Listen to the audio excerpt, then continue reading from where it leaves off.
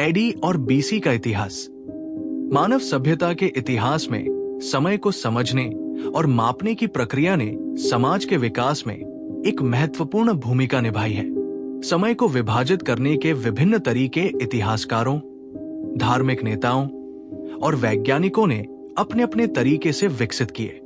उनमें से एक प्रमुख प्रणाली है एडी और बीसी, जो आज भी समय को मापने और उसे समझने के लिए व्यापक रूप से उपयोग की जाती है।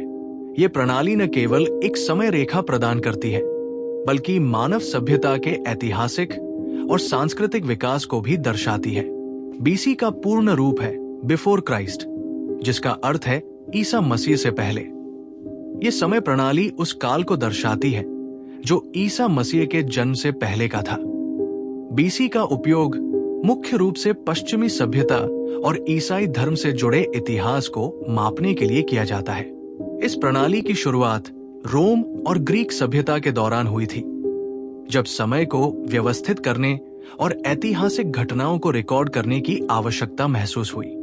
बीसी प्रणाली का उपयोग प्राचीन सभ्यताओं के ऐतिहासिक और सांस्कृतिक विकास को मापने के लिए किया जाता है।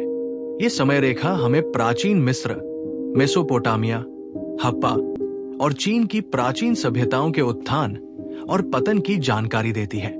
बीसी के माध्यम से हम उन प्रमुख घटनाओं को समझ सकते हैं जिन्होंने मानव इतिहास को आकार दिया।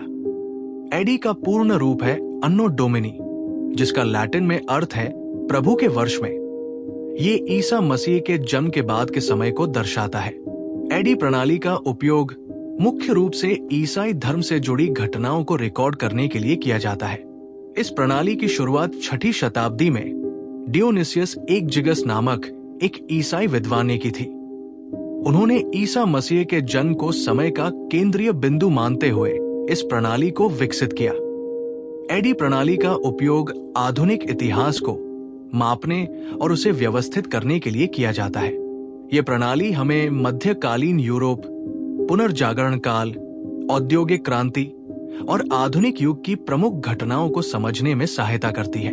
एडी के माध्यम से हम उन सामाजिक, आर्थिक और सांस्कृतिक परिवर्तनों का अध्ययन कर सकते हैं जिन्होंने आधुनिक समाज को आकार दिया। एडी और बीसी एक दूसरे के पूरक हैं और मिलकर समय की एक सतत समय रेखा बनाते हैं। बीसी काल ईसा मसीह के जन्म से पहले का समय दर्शाता है, जबकि एडी काल उसके बाद का समय। दोनों प्रणालियां हमें मानव इतिहास के विकास को समझने में मदद करती है। यह भी महत्वपूर्ण है कि इन दोनों प्रणालियों के बीच में कोई शून्य वर्ष नहीं होता। ईसा मसीह के जन्म का वर्ष एक एडी के रूप में जाना जाता है और उससे पहले का वर्ष एक बीसी कहलाता है।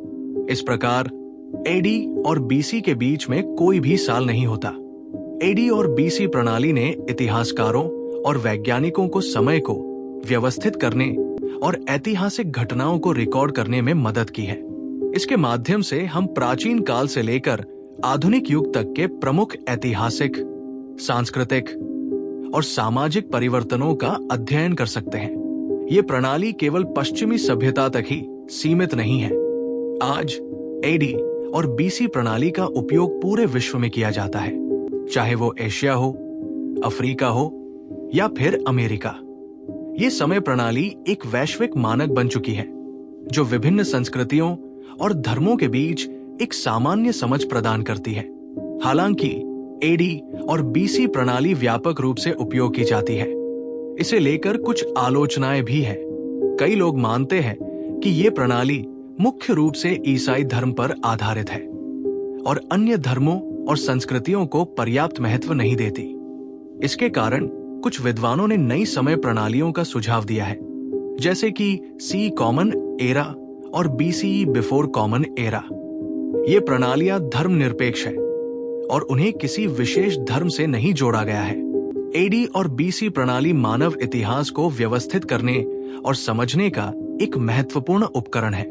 ये हमें प्राचीन काल से लेकर आधुनिक युग तक की घटनाओं को समझने में सहायता करती है।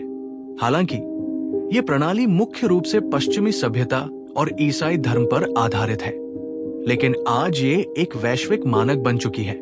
समय को मापने और व्यवस्थित करने की ये प्रणाली इतिहासकारों, वैज्ञानिकों और सामान्य जनता के लिए समान रूप से उपयोगी है।